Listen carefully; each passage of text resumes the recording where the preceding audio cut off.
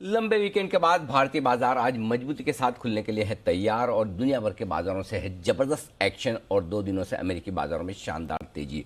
Gap के साथ खुलने के बाद क्या करें, आप इस पर रहेगा खास फोकस। स्वागत है आप सबका शेयर बाजार लाइव में। नमस्कार, मैं हूं अनिल सिंघी और नमस्कार, मैं हूं दीपांशु भंडारी। एक्शन के लिए हो जाइए तैयार और कई बातों पर अनिल जी से चर्चा भी करनी है। कुछ और खास बातें भी सर के साथ जानिए। सर, एक बार पहले ट्रिगर्स थोड़े बाजार के लिए समझ लेते हैं और उसके बाद बात है। आज के लिए जो ट्रिगर्स हैं वो देख लिए जाएं। और अमेरिकी बाजारों में 2 दिनों तक लगातार बेहतरीन तेजी होती दिखी है। कच्चे तेल में भारी गिरावट होती हुई दिखी है, लगभग 5 से 6% $100 से $94 के आसपास आया है। ये एक अच्छा ट्रिगर है भारतीय बाजारों के लिए। दोनों दिन अमेरिकी बाजार शुक्रवार और कल मजबूती के साथ दिन की ऊंचाइयों पर बंद हुए हैं। और एक और आर्थिक मोर्चे पर आंकड़ा जो आया है महंगाई दर का हमारे यहाँ, वो 0.7% के आसपास आया है, वो भी राहत देने वाला है। वीकेंड पर ढेर सारे रिजल्ट्स आए और वो रिजल्ट्स आज आपको एक्शन दिखाएंगे। लेकिन एक चीज़ समझ लीजिए कि नतीजों का सीजन आज पूरी तरह से ख़त्म हो चुका है।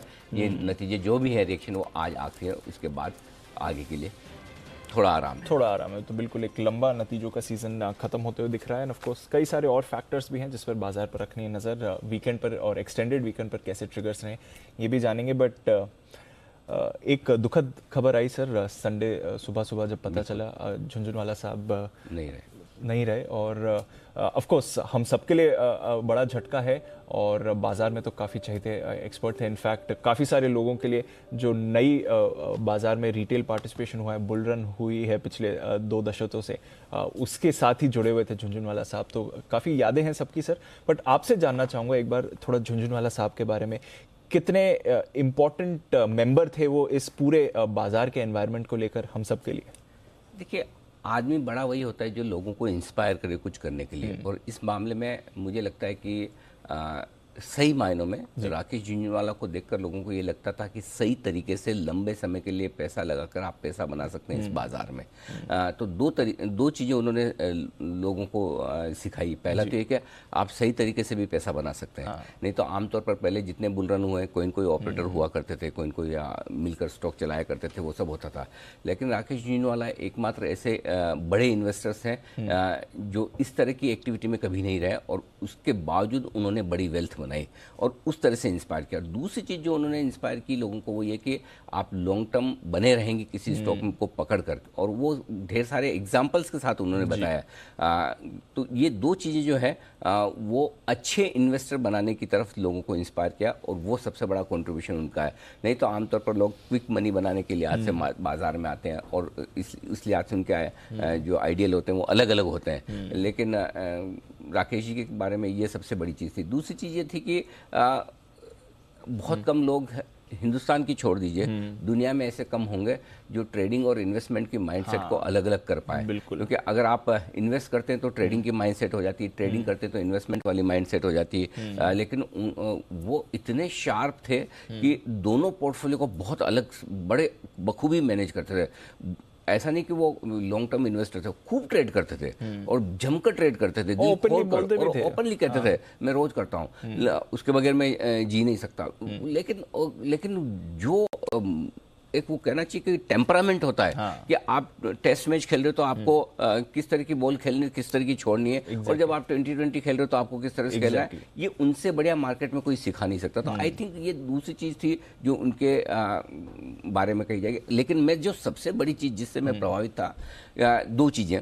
एक, वो कहते थे कि हिंदुस्तान की स्टोरी पर मुझे लगता है कि जितने हमारे पॉलिटिशियंस को भरोसा नहीं रहा होगा, एग्जैक्टली, है ना, उतना भरोसा राकेश जी को था। 100%। और आज से नहीं, 10 साल पहले, 12 साल पहले, जब लोग हिंदुस्तान की इतनी बेहतरीन समय आएगा ये सोचते नहीं थे, तब वो सोचते थे। और दूसरी चीज़, आज पेंडेमिक के बाद आपके डीमैट अकाउंट 10 करोड़ हो गए। आज के अगर 3 साल पहले किसी को पूछते कि क्या 10 करोड़ डीमैट अकाउंट, मतलब मजाक कर रहे हैं, अभी तो कई साल लगेंगे, कई दशक लगेंगे। लेकिन उनका बड़ा स्ट्रॉन्ग बिलीफ था कि हिंदुस्तान में अपने पैसे के दम पर तेजी होगी। और मुझे याद है कि वो हमेशा इस बात को बहुत जोर देकर कहते थे कि हमारी जो सेविंग्स है उसका फाइनेंशियलाइजेशन होगा, वो मार्केट में लोग आएंगे। एक और चीज़ जो उनकी थी, वो प्रोमोटर को बड़ा अच्छे से पहचानते थे। और ज़्यादातर इन्वेस्टर्स ये होते हैं जो बड़े ओल्ड स्कूल ऑफ थॉट के होते हैं कि भाई मैं जो बिजनेस समझ में आता वही लूँगा, नया ट्राई नहीं करते हैं, क्योंकि मेरा सक्सेस फॉर्मूला जो चल रहा है वो चल रहा है। लेकिन न्यू एज बिजनेसेस में उन्होंने बहुत पहले और बहुत जल्दी पैसा लगाना शुरू किया, चाहे वो डेल्टा रहे, नज़ारा रहे, कई सारी रिटेल स्टोरीज पर उनको जो भरोसा था। सो आई थिंक वो वक्त के साथ बदलने वालों में थे। कहाँ एक ट्रेडिशनल इन्वेस्टमेंट्स जहाँ 5,000 रुपये से वो शुरू करे, और मेरे ख्याल से इसीलिए सबके बड़े आदर्श थे कि अगर 5,000 से अपने करियर की शुरुआत करने वाला। एक और चीज़ जो बड़ी इंटरेस्टिंग थी दीप, राकेश झुंझुनवाला के साथ ही बाजार में प्रोफेशनल्स का आना शुरू हुआ। वो चार्टर्ड अकाउंटेंट थे, रामदेव सर लगभग उनके साथ के थे, उदय कोटक साहब उनके साथ के थे। तो कई सारे उसके बाद उस वक्त मार्केट में प्रोफेशनल लोग आना शुरू हुए। अदरवाइज पहले ट्रेडिशनल ब्रोकर्स होते थे, वो मार्केट को डोमिनेट करते थे। इस पीढ़ी से प्रोफेशनल्स बाजार में आना शुरू हुए, और प्रोफेशनल्स की एक मार्केट में पार्टिसिपेशन और इज्जत बढ़ी। बहुत सारी चीज़ें, और ये सारी चीज़। एक और चीज़ जो कहूँगा ये कि न सिर्फ उन्होंने पैसा कमाया, लेकिन चैरिटी करना भी जानते थे। और मेरे ख्याल से हिंदुस्तान के बड़े लोगों में अजीम प्रेमजी साहब के बाद अगर कोई था तो चैरिटी का, फिलंथ्रोफी का जो अनाउंसमेंट किया वो राकेश जी थे। तो कह सकते हैं कि उन्होंने अपनी ज़िंदगी फ्री स्टाइल में जी, अपनी शर्तों पे जी, अपने तरीके से जी, किंग साइज जी। बस यही है, दुख इस बात का है कि वो बहुत जल्दी चले गए। 62 साल की उम्र नहीं होती जाने की। सो बस ये एक बड़ा दुख रहेगा। लेकिन उनकी जो ज़िंदगी है उसमें बहुत सारी चीज़ें सीखने की है।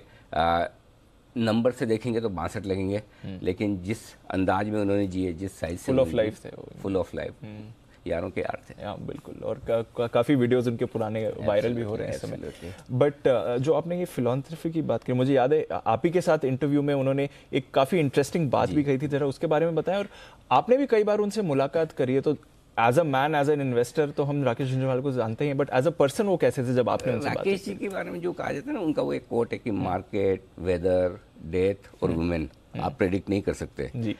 उनमें एक पांचवी चीज मिसिंग है, जो लोग जो उन्हें जानते हैं वही जानते हैं। राकेश जी को भी आप कभी प्रेडिक्ट नहीं कर सकते। हाँ, वो बहुत मूड, मतलब वो मूड में हैं। मुझे याद है एक बार मैं जब गया, और ये वाक्य मैं बताना चाहता हूँ कि जब वो पहला इंटरव्यू था राकेश जी का, जब उन्होंने कहा कि मैं अपनी 25% चैरिटी दूंगा, मेरे 3 नहीं 4 बच्चे हैं और चारों को 25-25%, यानी चौथा बच्चा है जो मैं फिलंथ्रोफी करूंगा, चैरिटी करूंगा। ये मेरे शो पर उन्होंने इंटरव्यू में सबसे पहले कहा था।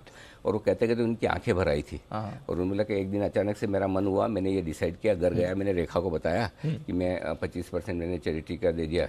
मुझे लगा कि ये क्या कहेंगे, लेकिन उनकी वाइफ तो उन्होंने कहा कि बहुत अच्छा किया आपने ये काम, और ज़्यादा कमाए और ज़्यादा करें।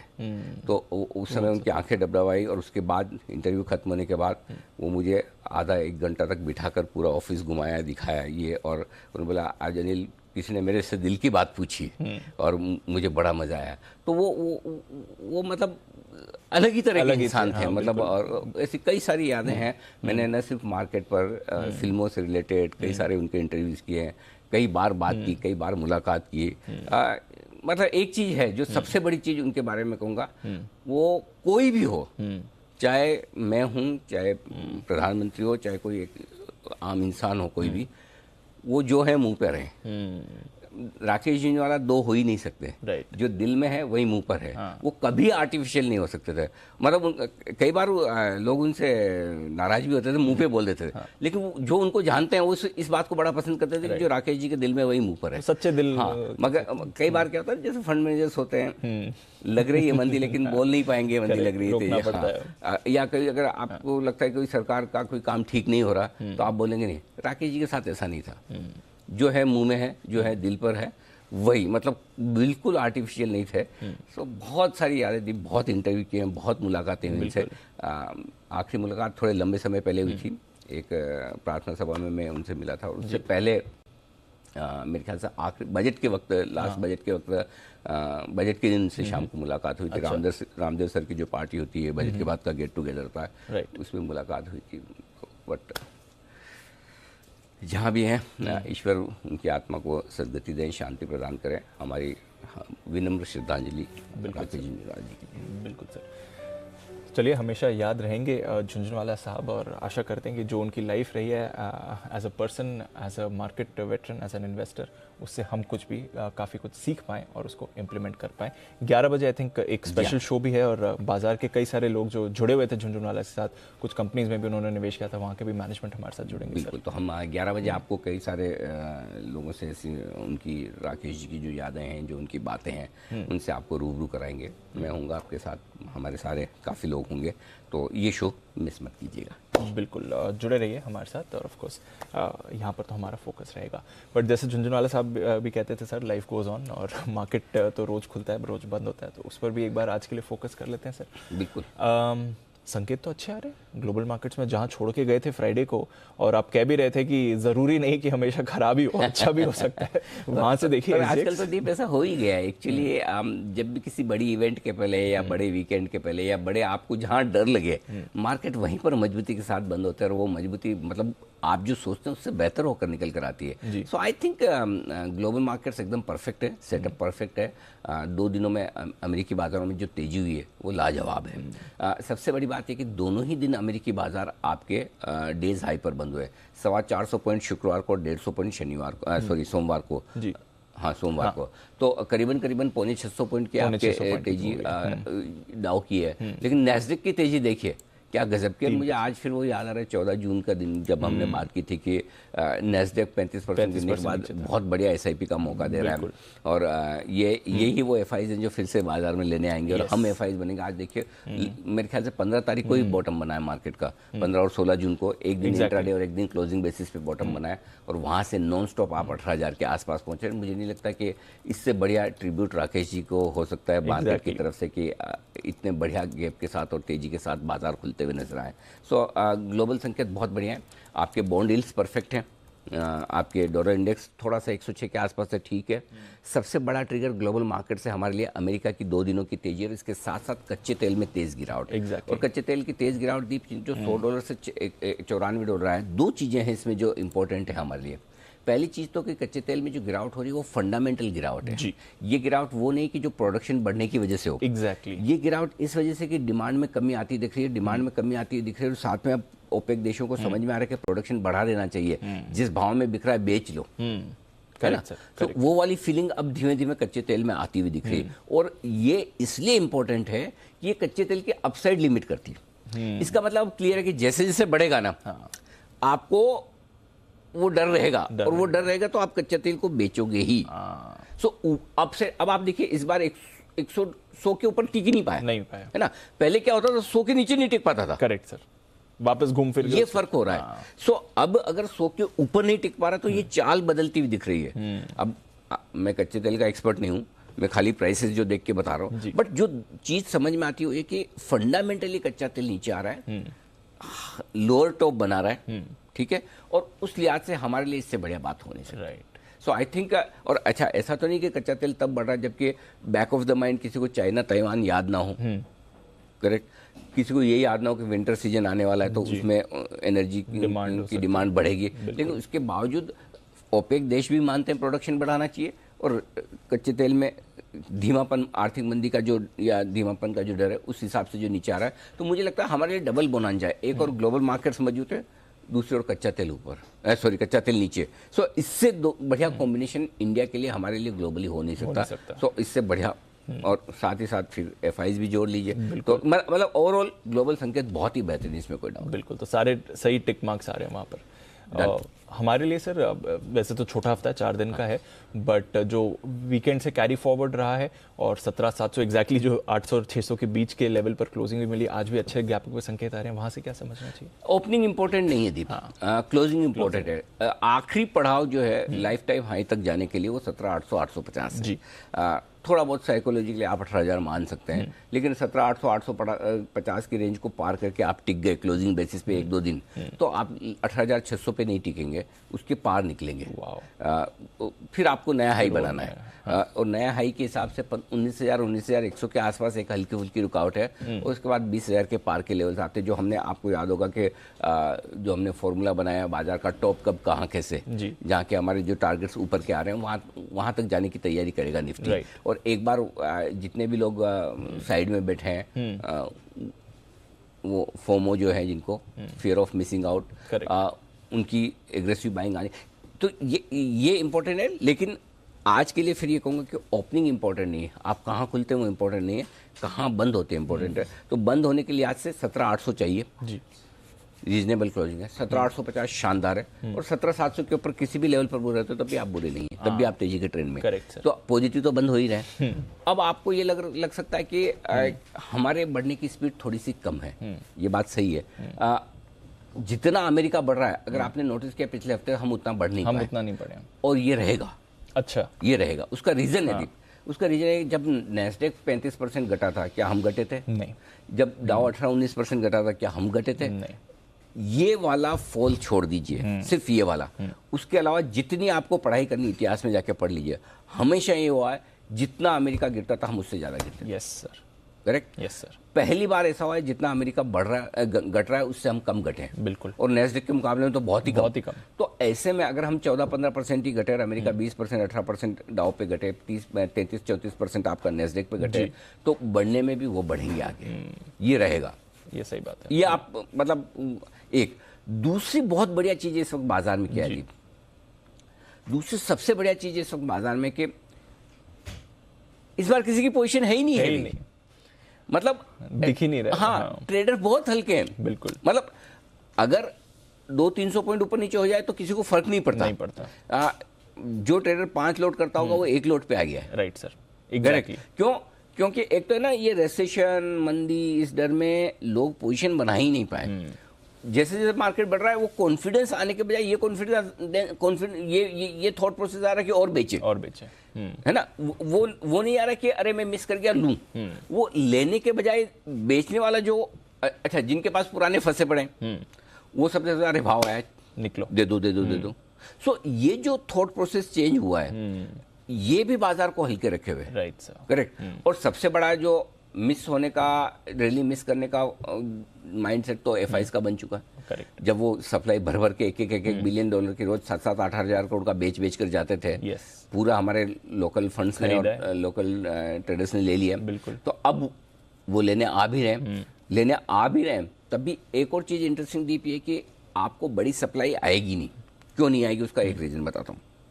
एक तो ये कि हमारे ट्रेडर्स के पास तो ज्यादा कुछ है ही नहीं कि वो बेचे।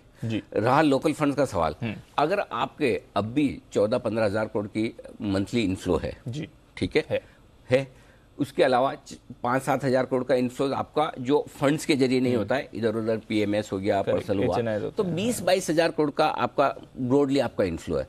ऐसे में माफ कीजिएगा, अगर एफआईज खरीदे नहीं, बेचे, खाली अभी तो खरीद रहे हैं, अगर बेचे तो भी 1000 करोड़ तक की भी रोज की बिकवाली तो आप सहन कर सकते हैं आराम से।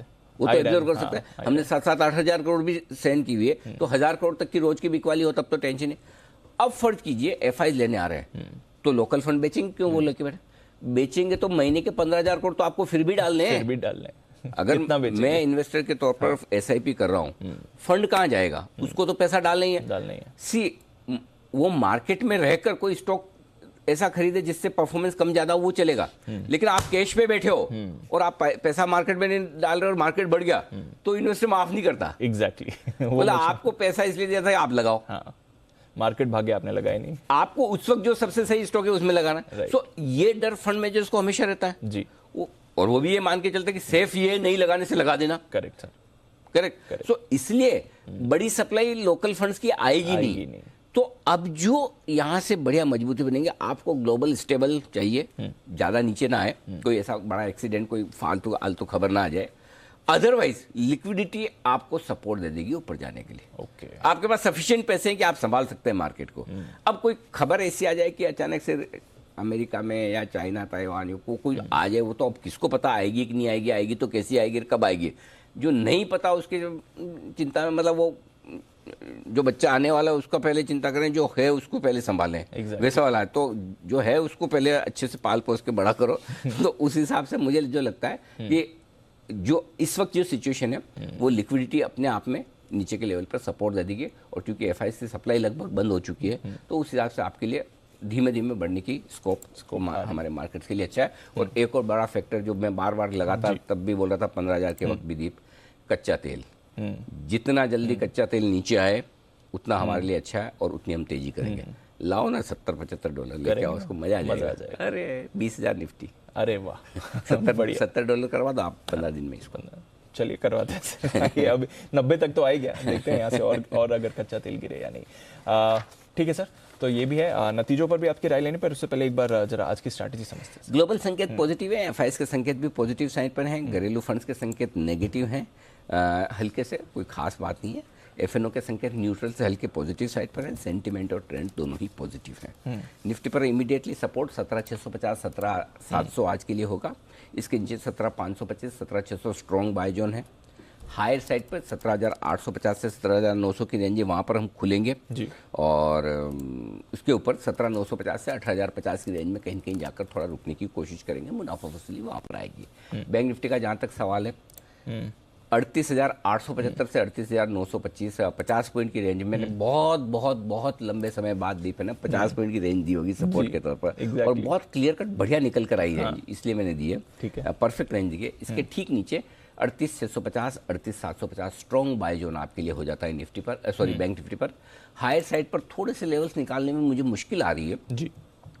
39,325, 39,425, मैं इतनी छोटी रेंज इतने नज़दीक के देना नहीं चाहता, लेकिन निकल कर आ रहा तो एक बार देना जरूरी है। उसके ऊपर 39,575 से 39,750, मुझे ऐसा लगता है कि इस रेंज में कहीं न कहीं पहुंचना चाहिए बैंक निफ्टी, जहां पर जाकर फिर देखेंगे कि आगे क्या कुछ होता है।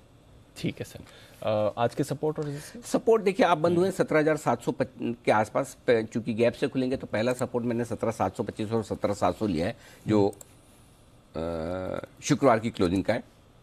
17,650, 625 और 600 मीडियम सपोर्ट है, 525 और 500 फाइनल सपोर्ट। तो 17,500 के नीचे की डाउन साइड रिस्क अभी दिख नहीं रही है निफ्टी में।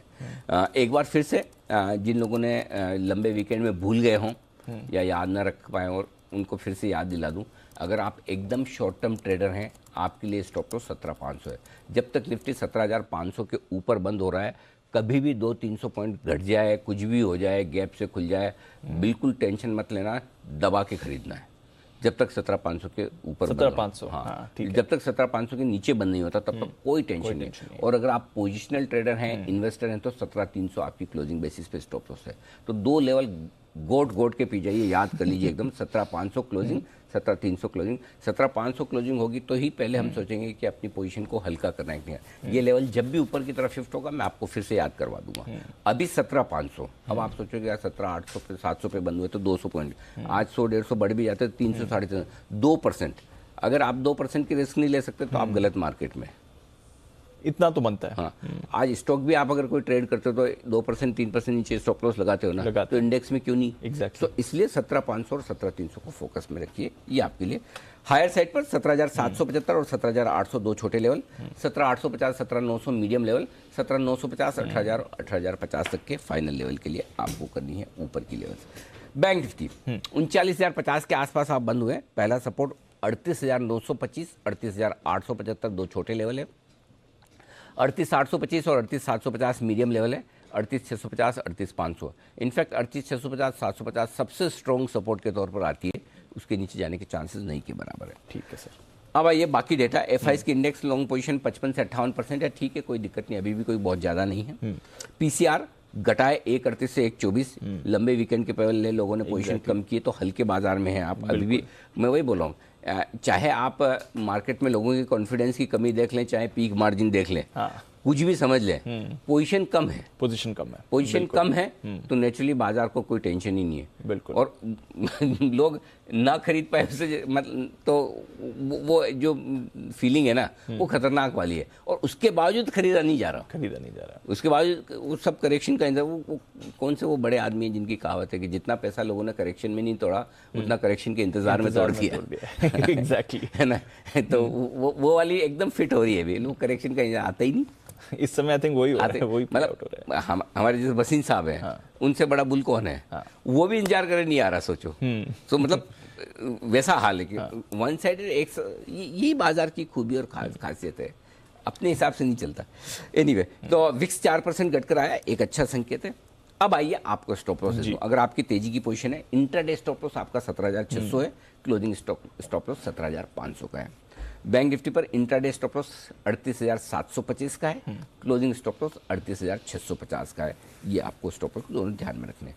शॉर्ट हैं तो होने तो नहीं चाहिए, जो हिसाब से शुक्रवार को क्लोजिंग है हमने बोला था शॉर्ट काट लीजिए, फिर भी अब 17,800 रख लीजिए इंट्राडे और क्लोजिंग, तो इंट्राडे तो आपका तुरंत ही कट जाएगा और क्लोजिंग बेसिस पे अगर 17,800 के ऊपर बंद होते हैं तो फिर अब और शॉर्ट में खड़े रहने में समझदारी नहीं है। वही लेवल बैंक निफ्टी पर 39,200 का है इंट्राडे और क्लोजिंग बेसिस पे स्टॉप लॉस। ठीक है सर, नई पोजीशंस पर आते हैं फिर। मौजूदा के लिए तो ठीक है, आज गैप अप के बाद आपको शॉर्ट पोजीशन संभालनी होगी, नई पोजीशंस कैसे खरीदना है निफ्टी 17,600 के स्टॉप लॉस के साथ में, जिसको हम बाद में खींच कर ऊपर ले आएंगे, 17,700 कर देंगे। अभी 17,600 टारगेट जो बनेंगे 17,775 800 छोटे टारगेट इसके आसपास खुलेंगे, 850 900 मीडियम टारगेट, 950 18,000 18,050 के टारगेट जो हायर लेवल से वही बेचना है। ट्रिकी है कहाँ से बेचें जी। कुछ अति उत्साही लोग 17,850 पे भी बेचने की सोच सकते हैं। मैं कहूँगा कि आराम से बेचें, हड़बड़ी से ना बेचें, क्योंकि आज है ना दीप ज़्यादातर ट्रिगर आपके लिए अच्छे। एक ट्रिगर और मिस कर गए हम। हाँ जी, महंगाई के आंकड़े 5 महीने के निचले 5 महीने के निचले 6.71, बहुत बढ़िया। तो हमारी उम्मीद से बेहतर आया नंबर, और इंडस्ट्रियल प्रोडक्शन ग्रोथ भी स्ट्रांग है। तो आपके लिए तो कोई टेंशन ही नहीं है। लोकल इधर एफआईज ले रहे हैं, इधर टेक्निकली मजबूत है, इधर इन्फ्लेशन के नंबर बाहर आप देखो सारे डॉलर इंडेक्स बॉन्ड यील्ड्स बराबर हैं। अमेरिका में तेजी हो रही है, कच्चा तेल नीचे आ गया। अब तेजी नहीं होगी तो आपसे कभी नहीं होगी, अब नहीं होगी तो कभी नहीं होगी। हाँ, सिर्फ ये है कि स्पीड धीमे होती दिख रही है, जो ठीक है, कोई दिक्कत नहीं। मैं तो चाहता हूँ जितना धीमे और जितना कम गैप से खुले उतना आप स्क्रीन पर कर पाए। तो आज भी मेरा यही मानना है, अगर गलती से आपको 7500 पॉइंट ऊपर मार्केट खुलता हुआ दिखे, 17,700 पे आप बंद हुए, 17,800 के आसपास या इसके नीचे, क्योंकि आप अगर 25-30 पॉइंट की प्रीमियम गिन लो तो आप 17,800 के आसपास खुलेंगे, ले लेना है, कोई टेंशन नहीं, मिले तो ले। हाँ 100%। तो ये आपके लिए बेचने की रेंज थोड़ी सी ट्रिकी है। 17,900 से 18,000 की रेंज में 850 पे सोचना शुरू करें, जरूरी नहीं कि बेचना वहां पे। 17,900 से 18,000 की रेंज में भी टुकड़ों टुकड़ों में बेचना है। 18,100 का स्टॉप लॉस होगा। कितने दिनों बाद 18,000 का लेवल वही मैं बोल रहा था, अब 18,000 की बातें शुरू हो गई। स्टॉप लॉस ही लगा रहे, लेकिन लगा तो रहे, बात शुरू लग रहा है, कम से कम बात तो शुरू हुई है। 18,604 19 अक्टूबर यह हाई 18,604 और 41,829 ये 25 अक्टूबर का हाई है बैंक निफ्टी का। ज्यादा दूर नहीं दीप, 2,000 पॉइंट बैंक निफ्टी तो अब 1,000 पॉइंट की रेंज में आ गया। निफ्टी तो हाँ, आज के ओपन के बाद 1,000 पॉइंट की रेंज में आ जाएगा। ओपन के नहीं 1,000, अभी 900 पॉइंट है। हाँ, अभी से 900, सॉरी, हाँ 800 पॉइंट पे और कम हो जाएगा, करेक्ट। इतना दूर नहीं, चांद जितना नजदीक दिखता है एकदम, अब तो पास में आ गया। बिल्कुल। ओके, तो यहाँ पर बेचे आप 17,850 802 छोटे टारगेट हैं, 775 725 मीडियम टारगेट है, 700 तक के मीडियम टारगेट है, और बड़े टारगेट के तौर पर जो आएंगे नहीं 17,650 और 600 के टारगेट आपको लेकर चलने हैं। वीकेंड पे आइसक्रीम खा ली थी और सिर्फ एक ही स्पून खाया थी, गलती हो गई, सिर्फ एक स्पून, मतलब दोस्तों के साथ माने नहीं, थोड़ा भाई जो मेरे दोस्त लोग हैं मत खिलाया करो यार सीरियसली। एक चम्मच से एक ही चम्मच हो ही नहीं भाई, मतलब ठंडा तो ऐसा, मतलब दुश्मन जानी दुश्मन है सर। मतलब फ्रिज का या कोई ठंडा खा लिया तो बुरा हाल है। मतलब मैं अच्छा, वो हो सकता है थोड़ा बैक ऑफ द माइंड ऐसा दिमाग में भी चलता रहता है, ये खा लिया तो वो भी उसका भी इफेक्ट है, वो साइकोलॉजी भी हो सकती है। एनीवे, बैंक निफ्टी खरीदारी करने की राय है। 38,725 का स्टॉप लॉस होगा, 39,200 39,275 दो छोटे टारगेट, 39,325 और 39,425 मीडियम टारगेट हैं। बड़े टारगेट फिर उसके बाद आपके लिए जो बनेंगे 39,500 575 675 और 750 तक की यात्रा करेगा बैंक निफ्टी। यहाँ पर भी ट्रिकी है कि बेचना कहाँ है दीप। तो मैं है ना, एक्चुअली आप मुझे पूछोगे तो मैं 575 से 650 की रेंज में बेचना चाहता हूँ, इतना दूर जाके, काफी दूर हो जाए। हाँ, उतना दूर जाके बेचना चाहता हूँ। और जब मैंने दूर बेचने की सोचा, मार्केट ने मुझे ऑब्लाइज किया उस लेवल तक जाता। तो आज भी ऑनेस्टली आप मुझे पूछोगे तो मैं सोचता हूँ 575 से 650 के पहले 750 के पहले बेचना बनता नहीं, लेकिन फिर भी थोड़ा हमें रीजनेबल होना पड़ेगा। तो 39,500 के आसपास कॉल्स में अच्छी पोजीशन बनी है, एक बार वहाँ चांस ले सकते, देख सकते हैं मूड माहौल के हिसाब से। 39,500 39,675 की रेंज में बेचे, 750 का स्टॉप लॉस लगा लीजिए। टारगेट जो बनेगा 39,425 और 325 और 275 तक के 3 छोटे टारगेट हैं। 39,200 39,075 तक के मीडियम टारगेट हैं, और 38,925 38,875 38,750 तक आकर करेक्शन अगर पूरा कर दे, बहुत ही बढ़िया, ये आपके लिए। Understood sir. तो चलिए, ये सारे लेवल्स और पूरा सेटअप बाजार का आपके सामने है। बैन लिस्ट, टाटा केमिकल्स की एंट्री हो गई, जैसे हम फ्राइडे को बात भी कर रहे थे। बलरामपुर और डेल्टा ऑलरेडी बने हुए, तो 3 स्टॉक्स हैं, टाटा केमिकल्स, बलरामपुर चीनी, डेल्टा कॉर्प, जो वायदा कारोबार के बैन में है। डेटा सर, टाटा केमिकल आया है, टाटा केमिकल आया। स्वागत है आपका बैन में। 2 दिन जबरदस्त तेजी बनी थी इसकी। बड़े मतलब ये तो कभी आई आता डोंट थिंक नहीं। कभी आया है। बहुत एक वंस अपॉन अ टाइम है, हाँ, कभी आया होगा। हमारे जवानी के दिनों में टाइप्स ऐसा। अब तो खैर पता नहीं चलता इसका। बट एफआईएस का डेटा सर, ओह 3000 लवली, करोड़ कैश। आगे आगे राकेश जी की पहली बाइट यही तो चलाई थी ना, कहाँ जाएंगे, यहीं कहाँ आएंगे, जाएंगे? यहीं आएंगे, डरना नहीं है। जब जब हम डरे तब मरे, इस बार हमें डर ही नहीं लगा, ना हमने डरने दिया। एग्जैक्टली 7000 करोड़ की बिकवाली पे भी पैसा नहीं पैसा ही है, हमारा हो या उनका हो, बना। हाँ, करेक्ट। सो और दूसरी बात ये कि अब एक और चीज दीप जो है ना, बदलाव आ रहा है, वो समझिए। जी। इस बार क्या हुआ, ये जो पूरा यूक्रेन के बाद मामला बिगड़ा, मुझे बताओ पैसा कहाँ बना? डेट में बना नहीं। अगर आप डेट इन्वेस्टर थे तो बॉन्ड यील्ड बढ़ गए, नेगेटिव आ रहा Negative आ है, रहा है। करेक्ट। बिल्कुल। गोल्ड और नीचे, और नीचे। नहीं तो जियोपॉलिटिकल टेंशन में गोल्ड ऊपर जाता है, बट अब तो क्रिप्टो दूर दूर तक नहीं। देख लो, भाव देख लो। आपका मार्केट, इक्विटी मार्केट वापस वहां पहुंच रहा है जहां से शुरू हुआ था। यस, इनफैक्ट अब तो उसके ऊपर है, अब तो प्री यूक्रेन लेवल प्री पर है। यूक्रेन लेवल पर। अकेला मार्केट है जो वापस ऊपर पहुंचा है। यस सर, बाकी एसेट क्लासेस करेक्ट। बिल्कुल। सो लोग पैसा कहाँ लगाएंगे फिर? यही लगाएंगे, किसी और एसेट क्लास में नहीं जा रहा है। कहाँ जाएंगे? यहीं आएंगे। जो राकेश जी कहते थे यहीं आएंगे, यहीं लगाएंगे। और ये चीज हम कह रहे थे कि डरिए मत, ये तो आएंगे, हम भी एफआई बनेंगे, वो वाली चीज वो है। बात, सो आई थिंक 3040 करोड़ की खरीदारी का आंकड़ा बेहद बड़ा है, इसमें कोई डाउट नहीं है। 920 करोड़ के इंडेक्स फ्यूचर्स खरीदे हैं, वो भी अच्छा है। इसमें शॉर्ट भी काटी है, लॉन्ग दबा कर की है, लॉन्ग पोजीशन बनाई है। स्टॉक फ्यूचर्स 120 करोड़ के ठीक है। लोकल फंड ने 840 करोड़ का बेचा है, मुझे कोई दिक्कत नहीं, बेचने दो उनको, बेचना भी चाहिए। भगवान न करे कभी कुछ उल्टा सुल्टा हो जाए तो खरीदने के लिए भी कोई आदमी चाहिए। दो ही तो है जो खराब बाजार में सपोर्ट करते हैं, एक तो लोकल फंड और दूसरे शॉर्ट सेलर्स।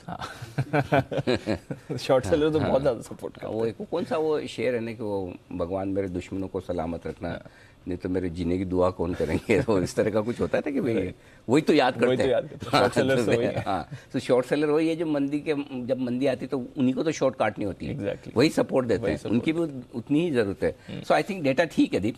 रहा सवाल एफएनओ के डेटा का, 17,800 ये इंपॉर्टेंट लेवल है। 30 लाख शेयर है ओपन इंटरेस्ट में, वहाँ पर कॉल्स में जो शुक्रवार को जरूरत है, टोटल 60 लाख शेयर। तो 17,800 के ऊपर आप हैं तो थोड़ी शॉर्ट कवरिंग, थोड़ी खरीदारी और मिलेगी। 17,700 पर 48 लाख शेयर, तो कुल मिलाकर आप ये समझो ना, करीबन 1.25 करोड़ शेयर वहाँ पर शॉर्ट हो जाते हैं 17,800 के ऊपर कॉल राइटर्स। तो वो धीमे धीमे थोड़ा खरीदना शुरू करेंगे। तो 17,800 आज के लिए अपने लिए मेक और ब्रेक लेवल है। समझ गया सर। बैंक निफ्टी 39,000 के पुट और कॉल दोनों पर 15-15 लाख शेयर हैं। तो 39,000 आज आपका बेस हो गया कैप से खुलने के बाद। और हल्की सी रुकावट जो है वो 39,500 पर है, 18 लाख शेयरों पर। तो ब्रॉडली आप 39,500 के रेंज में टाइम पास करेंगे।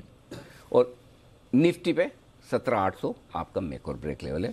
ऊपर सीधा सपोर्ट 18,000 के रुकावट 18,000 के आसपास आती है और इमीडिएट सपोर्ट 17,700 पर आता है। ठीक है, तो चलिए, पूरा सेटअप आपके सामने, इंपॉर्टेंट लेवल्स और सारी चीज़ें बाजार पर बता दी हैं। आईपीओ पर थोड़ी देर में 9 बजे बात करेंगे, जो आज दूसरा दिन चल रहा है। बट ओवर द वीकेंड वैसे तो नतीजे अब खत्म हो गए हैं, बट कुछ खास दिखा सर? इतने नतीजे ऐसा कोई एक भी दमदार ऐसा कोई तोड़फोड़ रिजल्ट नहीं, जिसको खाली एक मुथूट फाइनेंस के हैं जो बड़े खराब दिखे जी, जो रिजल्ट खराब है। और मुझे लगता है कि उसका, और वैसे भी गोल्ड फाइनेंसिंग कंपनी पे हमने बहुत पहले बोल दिया कि जिस हिसाब से सरकारी बैंक इसमें घुसे, अब इन कंपनियों के लिए अच्छा समय है नहीं। तो ये आपके पोर्टफोलियो में रहने लायक शेयर ही नहीं है। मनापुरम, मुथूट, ये सारे जो शेयर जो जिनको लगता है गोल्ड बिजनेस, क्योंकि धीरे धीरे बहुत चैलेंज आ रहा है।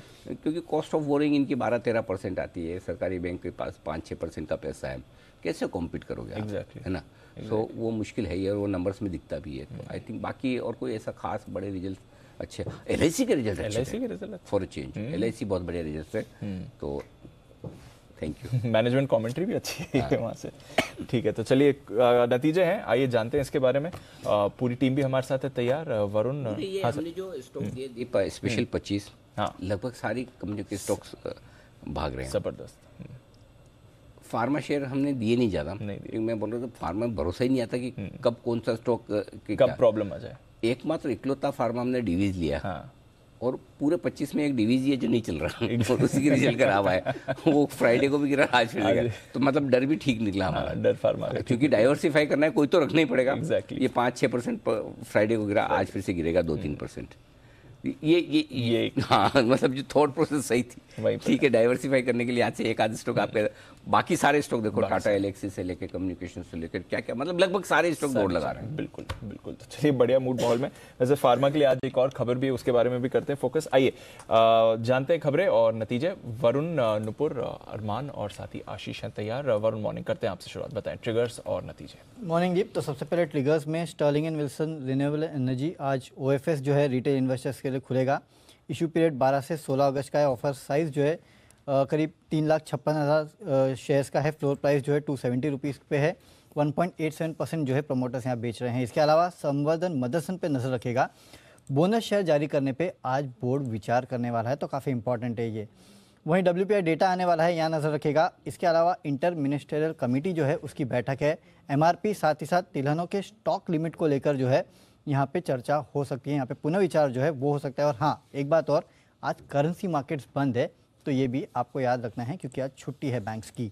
IPO अपडेट दे देता हूँ। SYRMA IPO जो है उसका आज दूसरा दिन है। पहले दिन अगर आप देखेंगे तो करीब 37% के आसपास भर चुका है। रिटेल का हिस्सा जो है 69% भरा है। 209 से 220 रुपये के आसपास का जो प्राइस बैंड है वो इस इशू का है। अब ONGC नंबर्स मिले जुले हैं क्योंकि रेवेन्यूज़ यहाँ पे बढ़ के आए हैं, हालांकि अनुमान से कम है। 22.7% की बढ़ोतरी है। एबिटा मार्जिन लेकिन अच्छे हैं, 61.3% है, 59.7% का अनुमान था। मुनाफा भी 15,206 करोड़ है, 14,800 करोड़ के आसपास का अनुमान था। तो मार्जिन और मुनाफा अनुमान से बेहतर है, लेकिन आय जो है अनुमान से कम है। हीरो मोटोकॉर्प नतीजे अनुमान से थोड़े कमज़ोर है। रेवेन्यूज़ जो है 53% बढ़े हैं, लेकिन ये अनुमान से कम है। एबिटा मार्जिन अगर आप देखेंगे तो 11.2% पे है, हालांकि 9.4% से बढ़ के आए हैं, लेकिन 12.2% के आसपास का अनुमान लगाया जा रहा था। और मुनाफा अगर आप देखेंगे तो 790 करोड़ का अनुमान था, 625 करोड़ पे आया। हालांकि यहाँ भी 71% की बढ़ोतरी है। बढ़ोतरी ज़रूर है कंपनी के ओवरऑल आप नंबर्स देखेंगे तो, लेकिन जो अनुमान है उससे कम है। अपोलो टायर्स अनुमान से बेहतर है। कंपनी की जो रेवेन्यूज़ है करीब 30% बढ़े हैं। मार्जिन जो है 11.6% पे आए हैं, 11.5% का अनुमान था, तो ऑलमोस्ट जितना सोचा था उतना है, लेकिन 12.3% से गिरे हैं। और मुनाफा अगर आप देखेंगे तो 191 करोड़ पे आया है, 125 करोड़ के आसपास का अनुमान था। मुथूट फाइनेंस कमज़ोर नतीजे हैं। NII अगर आप देखेंगे तो 9.5% गिरे हैं। मुनाफे में भी करीब 17.5% के आसपास की गिरावट देखने मिली है। AUM 8% बढ़ा है। डिसबर्समेंट में करीब 18.5% की बढ़ोतरी है, लेकिन नेट इंटरेस्ट मार्जिन जो है लगातार गिरावट का ट्रेंड है। इस बार भी 6.66% से बढ़ के क्वार्टर 6.56% पे आए हैं। और सन टीवी अनुमान से बेहतर है। रेवेन्यूज़ 1219 करोड़ पे है। एबिटा मार्जिन 63.4% पे है, अनुमान से बेहतर। मुनाफा 494 करोड़ पे, जो कि अनुमान से बेहतर। और 5 रुपये प्रति शेयर के डिविडेंड का ऐलान जो है इस कंपनी ने किया है। ओके, तो ये है आपके लिए कुछ बड़े नतीजे और ट्रिगर्स आज के लिए। आइए नुपुर से भी जानते हैं और कौन से नतीजों पर करना है फोकस। मॉर्निंग नुपुर, बताइए। Good morning. सबसे पहले जी एंटरटेनमेंट जो कंपनी की आय है वहाँ पे 4% की ग्रोथ आती दिखी है। हालांकि जो मार्जिन से वो थोड़े से दबाव में आते दिखे इस बार, लेकिन मैनेजमेंट ने ऑलरेडी पिछले तिमाही में कहा था कि इन्वेस्टमेंट जो वो कर रहे कंटेंट और मार्केटिंग में, उसके चलते आने वाले 2-3 क्वार्टर्स में मार्जिन हल्के से दबाव में आते दिखेंगे। एस्ट्रल लिमिटेड काफ़ी बढ़िया नतीजे आते दिखे कंपनी के। जो कंपनी की आय है वो 73% से बढ़कर आई है और जो कामकाजी मुनाफा है वो भी 33% से ऊपर है। हालांकि जो मार्जिन से वहाँ भी दबाव आते दिखाए। हिंदको पर मिले जुले नतीजे दिख रहे कंपनी के, क्योंकि जो आय है वो 30% से बढ़कर आई है। जो कामकाजी मुनाफा है वो 127 करोड़ के आसपास दिखा है और जो मार्जिन है वो 45% से कम होकर 36% के आसपास आते दिखे। हनीवेल ऑटोमेशन यहाँ भी सेम स्टोरी है, क्योंकि जो आय है वहाँ पे तो 15% की बढ़त आती दिखी, लेकिन जो मार्जिन है वहाँ पे करीबन 250 बेसिस पॉइंट की गिरावट आती दिखी। 17% से कम होकर 15.5% होकर रह गए इस बार।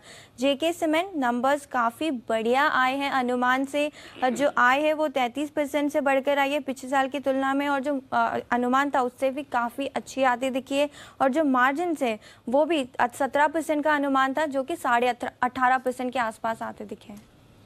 ओके, तो ये है आपके लिए कुछ और नतीजे। आइए अरमान से जानते हैं कौन से नतीजे अरमान लेकर आए हैं। मॉर्निंग, बताएं अरमान। जी, सबसे पहले LIC जिसके बढ़िया नतीजे आते हुए दिखे हैं आपको। अगर आप नेट प्रीमियम इनकम की बात करेंगे तो वो 20% बढ़कर आती हुई दिखी है। वहीं अगर टोटल जो न्यू बिजनेस प्रीमियम है वहाँ पर भी आपको 34% का उछाल देखा गया है। और जो नई पॉलिसीज़ जितनी बेची है उन्होंने ज़्यादा, उसमें भी लगभग 60% की बढ़ोतरी है।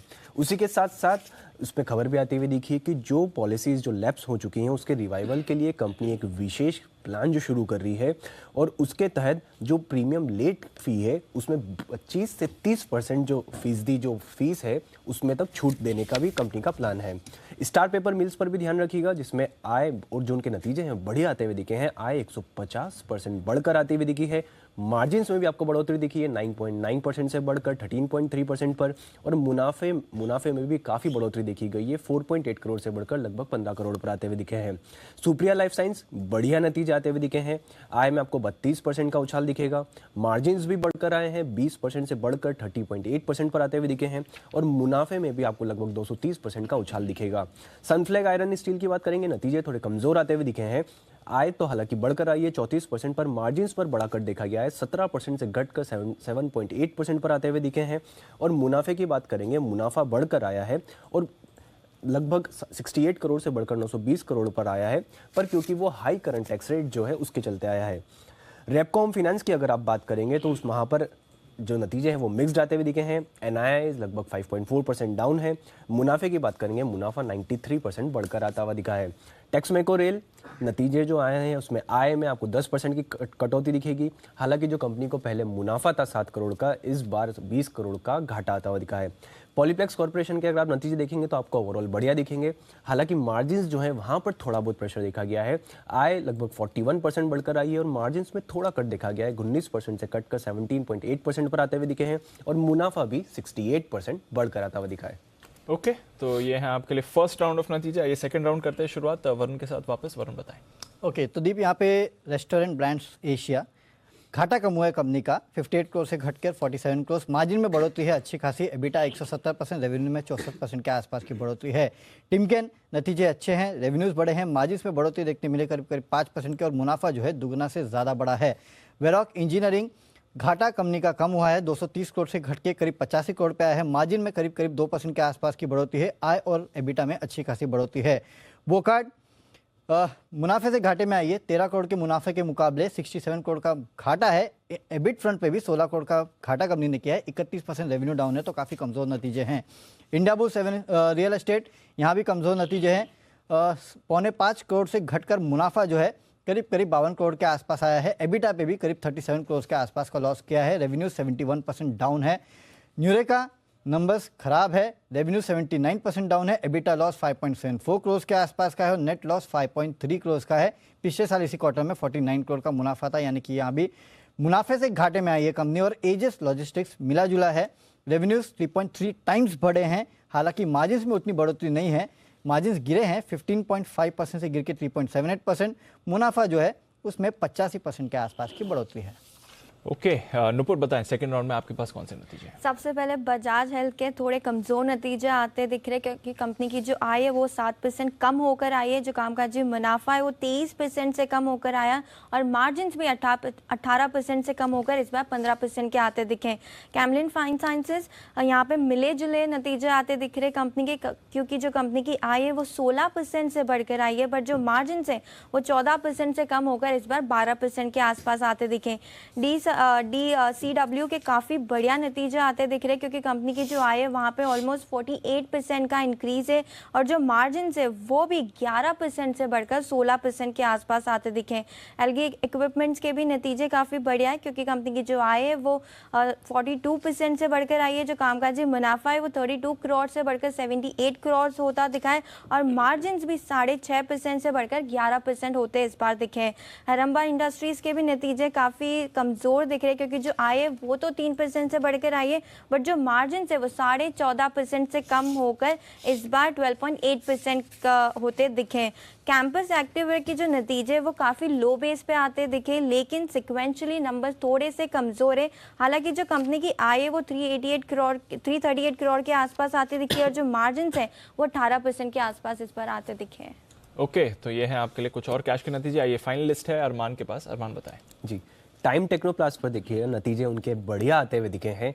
आय में आपको 25% का उछाल दिखेगा, मार्जिन्स फ्लैट रहे हैं और मुनाफे की बात करेंगे, मुनाफे में भी लगभग आपको 50% से ज़्यादा का आपको बढ़ोतरी दिखेगी। टीटागढ़ वैगन्स की अगर आप बात करेंगे तो नतीजे कमज़ोर आते हुए दिखे हैं। आय तो आपको लगभग 4% बढ़त के साथ दिखेगी, पर मार्जिन्स में अच्छा कट देखा गया है, 8.7% से घटकर 5.4% पर आते हुए दिखे हैं।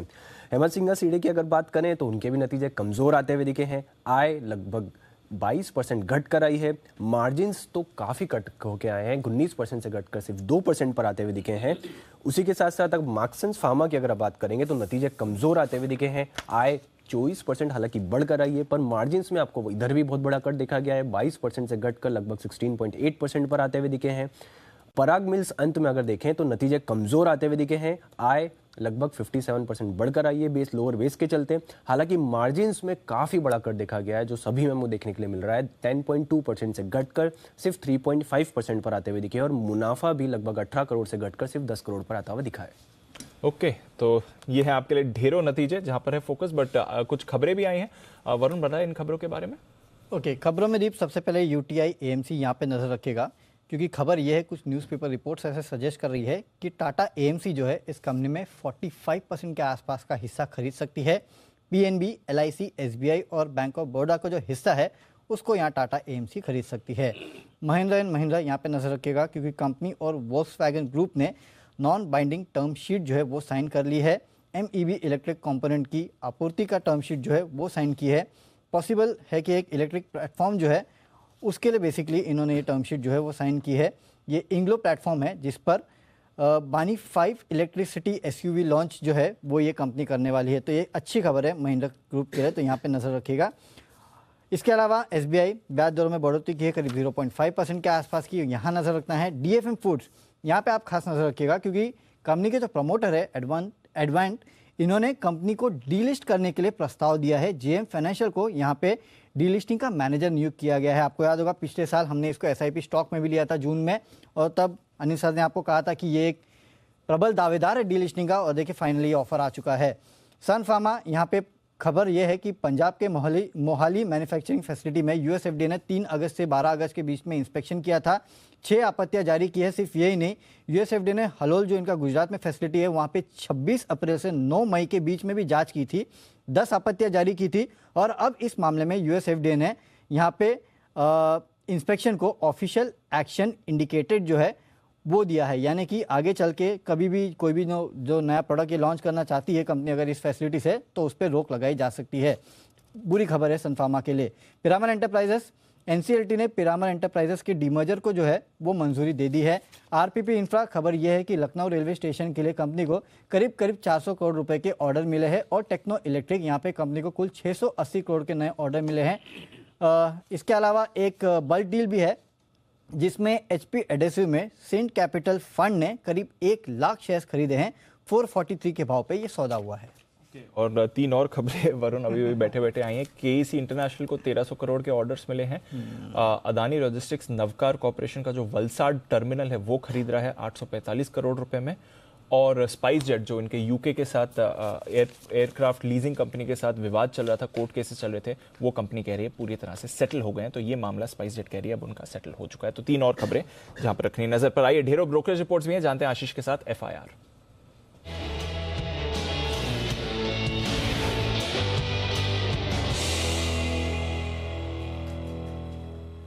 मॉर्निंग आशीष, पहले तो टॉप ब्रोकरेज रिपोर्ट्स के बारे में बताएं। Good morning Deepanshu. ढेर सारी रिपोर्ट्स हैं, 4 पेज हैं रिपोर्ट्स के मेरे पास। सबसे पहले नतीजों के साथ शुरुआत कर लेता हूं। हीरो मोटोकॉर्प यहाँ पर खास नजर रखिएगा, सीएलएसए की तरफ से रिपोर्ट आई है। आउट परफॉर्म की रेटिंग को बरकरार रखा है, 2962 रुपये के लक्ष्य लिए 2762 की क्लोजिंग है। ये कह रही कि मार्जिन के हिसाब से अगर आप देखें तो नतीजे थोड़े से निराशाजनक देखने को मिले, लेकिन आउटलुक इन्हें ठीक ठाक लग रहा है और प्रीमियम पर अगर फोकस रहेगा तो यहाँ से स्थिति और सुधरती हुई नजर आएगी। क्रेडिट स्विस ने न्यूट्रल की रेटिंग को बरकरार रखा है, लक्ष्य 2553 से बढ़ाकर 2754 कर दिया है। जेपी मॉर्गन ने ओवरवेट की रेटिंग दी, लक्ष्य बढ़ाकर 3030 रुपये कर दिया है। नोमिरा ने भी न्यूट्रल की रेटिंग को बरकरार रखा है, लक्ष्य 2720 से बढ़ाकर 2876 कर दिया है। इसके अलावा डिविस लैब्स यहाँ पर भी खास नजर रखिएगा, नतीजों का इम्पैक्ट देखने को मिलेगा। 3 ब्रोकरेज हाउस की रिपोर्ट्स आई हैं, तीनों ने टारगेट कट किया। जेफरीज भी देखिए अंडर परफॉर्म की रेटिंग को बरकरार रखे हुए हैं, लेकिन जो लक्ष्य है उसे एडजस्ट किया इन्होंने, 3332 से बढ़ाकर 3368 कर दिया है। हालांकि अभी भी करंट मार्केट प्राइस से नीचे का ही लक्ष्य दे रहे हैं। HSBC देखिए खरीदारी की राय को बरकरार रखे हुए हैं, लक्ष्य 4,665 से घटाकर 4,325 कर दिया है। और गोल्डमैन सैक्स ने खरीदारी की राय को बरकरार रखा है, लक्ष्य 4,850 से घटाकर 4,550, यानी तीनों ने जो है टारगेट प्राइस कट किए हैं। ग्रासिम यहाँ पर भी नजर रखिए, ओवरवेट की रेटिंग दी है। मॉर्गन स्टैनली ने जो लक्ष्य है वो बढ़ाया है, 1800 से बढ़ाकर 1830 कर दिया है। जेफरीज ने खरीदारी की राय को बरकरार रखा है, लक्ष्य 1730 से बढ़ाकर 1880 कर दिया है। इन्फो एज गोल्डमैन सैक्स की तरफ से रिपोर्ट है, बिकवाली की राय को बरकरार रखा है, लक्ष्य 3,310 से बढ़ाकर 3,320 में 10 रुपये की बढ़ोतरी की है, लेकिन करंट मार्केट प्राइस से लक्ष्य का दूर है। जेपी मॉर्गन ने ओवरवेट की रेटिंग को बरकरार रखा है, लक्ष्य 300 से बढ़ाया, 5,300 से बढ़ाकर 5,600 कर दिया है। 4,433 की जो है क्लोजिंग है, लेकिन मान रहे हैं कि आगे जाकर जो है कोर बिलिंग्स में अच्छी ग्रोथ देखने को मिल सकेगी। इस बार भी नौकरी का प्रदर्शन काफ़ी बढ़िया था, 99 एकर्स में भी जो है अच्छा प्रदर्शन है, इसके चलते रेवेन्यू में भी जो है उन्होंने फोरकास्ट में बढ़ोतरी की है। ONGC यहाँ पर मॉर्गन स्टैनली की तरफ से रिपोर्ट है, ओवरवेट की रेटिंग को बरकरार रखा है, 140 के करीब की क्लोजिंग है, 177 रुपये का ये लक्ष्य दे रहे हैं। और ये मान रहे कि अर्निंग्स अगर आप देखें तो अनुमान के मुताबिक ही देखने को मिली, जो रियलाइजेशन आए हैं इनके ऑयल एंड गैस सेगमेंट में ये डेकेड हाई पर है, 10 साल के हाई पर है, और हो सकता है इनको 177 का जो टारगेट प्राइस है वो इन्हें रिवाइज भी करना पड़े। लेकिन सिटी लंबे समय से बेरिश है, अभी भी बिकवाली की राय को बरकरार रखे हैं 125 के लक्ष्य के लिए। GCPL मॉर्गन स्टैनली की तरफ से रिपोर्ट आई है, ओवरवेट की रेटिंग को बरकरार रखा है, माफ कीजिएगा अंडरवेट से अब ओवरवेट की रेटिंग दे रहे हैं, यानी रेटिंग को अपग्रेड कर दिया है और लक्ष्य 700 से बढ़ाकर 1101 कर दिया है। गोल्डमैन सैक्स ने खरीदारी की राय दी है 1100 रुपये के लक्ष्य के लिए। ओके, तो ये हैं टॉप रिपोर्ट्स। और कौन सी रिपोर्ट्स हैं आशीष? दीपांशु, LIC यहाँ पर भी देखिए ढेर सारी ब्रोकरेज हाउस की तरफ से रिपोर्ट आई है। मैक्वारी ने रेटिंग को अपग्रेड कर दिया, पहले न्यूट्रल की राय देते थे, अभी आउट परफॉर्म की रेटिंग दे रहे हैं और लक्ष्य देखिए थोड़ा सा कट किया है, 1000 रुपये से घटाकर 850 कर दिया।